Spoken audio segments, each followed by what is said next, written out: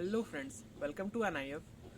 जैसा कि हम जानते हैं कि जेई मेंस के पेपर में सिर्फ 2 से 3 दिन बचे हुए हैं जेई मेंस 2021 में। तो अब थर्ड शिफ्ट स्टार्ट होने वाली है।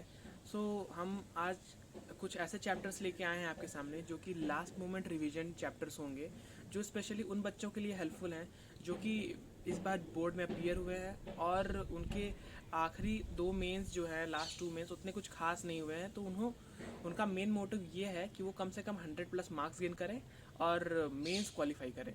उनके लिए हम ये सीरीज़ ऑफ इम्पोर्टेंट चैप्टर्स लेके आए हैं। सबसे पहले coming on to the maths, देखते हैं कि कौन कौन से चैप्टर्स हैं इसमें इंक्लूडेड। इसमें सिर्फ हमने वही चैप्टर्स इंक्लूड किए हैं जो कि मोस्ट इंपॉर्टेंट है फॉर द जेई, जो कि ज़्यादातर क्वेश्चंस उससे आते हैं। ठीक है। तो पहला चैप्टर है सेट्स एंड रिलेशन, जो कि हमेशा रहता है कि एक chapter, one question is always confirm from this chapter. Limits plus continuity, so वही है कि एक लिमिट से रहेगा, एक कंटिन्यूटी से रहेगा। Definite integral is important, definite integral आप गो थ्रू कर लीजिए, उससे भी एक क्वेश्चन कंफर्म है। डिटर्मिनेंट्स में आपको कुछ प्रॉपर्टीज़ याद करने की ज़रूरत है, उन पे डायरेक्टली बेस्ड क्वेश्चन आएंगे, एक ही क्वेश्चन आएगा। Vectors and 3D is the easiest chapter, और इससे क्वेश्चन भी कंफर्म रहता है, एक दो क्वेश्चन हमेशा कंफर्म रहते हैं मेंस में। आपको ये भी देखना है। बाइनोमियल थ्योरम आप देख लीजिए, बाइनोमियल थ्योरम के इजी वाले क्वेश्चंस जैसे कोफिशिएंट्स वाले क्वेश्चंस, आप इन सारे चैप्टर्स को देख लीजिए। सर्कल्स देख लीजिए, बेसिक थ्योरम प्रॉपर्टीज देख लीजिए सर्कल्स की। मैथमेटिकल रीजनिंग कर लीजिए, इजी चैप्टर है। मैथमेटिकल रीजनिंग में टेबल वाले मेथड्स देख लीजिए। बुलियंस लॉ देख लीजिए, ये इंपॉर्टेंट हो गया। स्टैटिस्टिक्स देख लीजिए, स्टैटिस्टिक्स तो अपना पुराने 9th-10th पे जो रहता था वही बेस्ड है। और हाइट एंड डिस्टेंस, इससे क्वेश्चंस कंफर्म रहते हैं। Please don't forget to revise last moment chapters. Okay. For the physics की बात करें तो यूनिट एंड मेजरमेंट से क्वेश्चन कंफर्म है। ठीक है, एक क्वेश्चन कंफर्म रहता है, भले ही वो डिफ्रेंशिएट करके करना हो या जो भी मेथड्स लगाने हो, बट इजी क्वेश्चन रहता है, एक ही क्वेश्चन रहेगा। सेमी कंडक्टर से क्वेश्चन रहेगा। कम्युनिकेशन सिस्टम और सेमी कंडक्टर, अगर आप 12th में हो, इस साल अपीयर हुए थे, तो आपको याद होंगे ये सारे चैप्टर्स एज बोर्ड के टॉपिक्स हैं, तो डायरेक्टली बोर्ड वाले क्वेश्चन ही आते हैं इसमें। करंट एंड इलेक्ट्रिसिटी है, करंट इलेक्ट्रिसिटी इंपॉर्टेंट है, तो आप थोड़ा देख लीजिएगा इसे, लास्ट में कौन कौन से फॉर्मूले यूज होते हैं। ठीक है।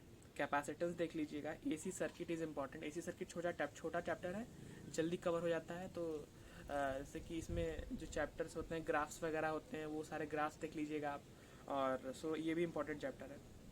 और मॉडर्न फिजिक्स के आप ढेर सारे क्वेश्चंस प्रैक्टिस कर लीजिए, हर एक पार्ट कायदे से देखिएगा।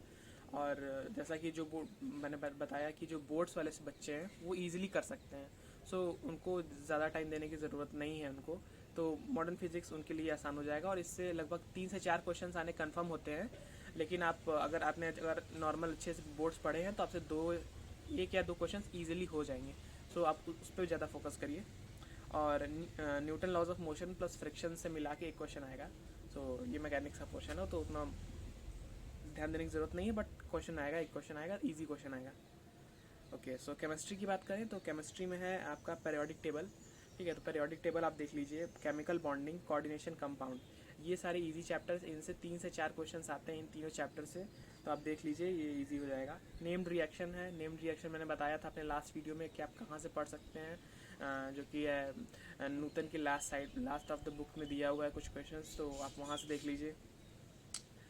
आइसोमेरिज्म देख लीजिए, आप आइसोमेरिज्म के फार्मूलाज देख लीजिए, कौन कौन से यूज्ड होते हैं, ये इंपॉर्टेंट है। आइसोमेरिज्म के फार्मूला आपको याद होना ज़रूरी है, क्वेश्चंस कंफर्म होते हैं। बायोमोलिक्यूल्स, ये बायोमोलिक्यूल्स, पॉलीमर्स, ये कुछ ऐसा चैप्टर्स है जिसमें लास्ट कुछ समय में ज़्यादा फोकस दिया है मेंस ने। जो बोर्ड्स वाले बच्चे हैं वो इजीली कर देंगे, क्योंकि वो इन सारी थ्योरी पार्ट को पढ़ते हैं, तो ये वीडियो स्पेशली उन्हीं के लिए है। और केमिकल प्लस आयनिक ज़रूरी है, आता है।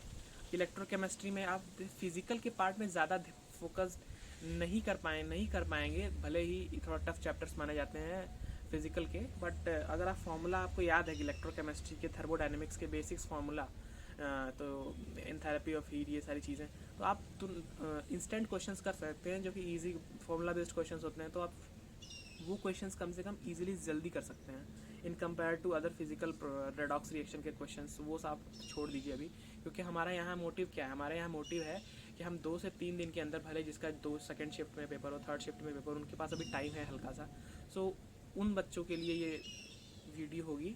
सो आप टाइम दे के इन सारे इंपॉर्टेंट चैप्टर्स को रिवाइज़ करिए, अपना एग्ज़ाम दीजिए, and best of luck for exams.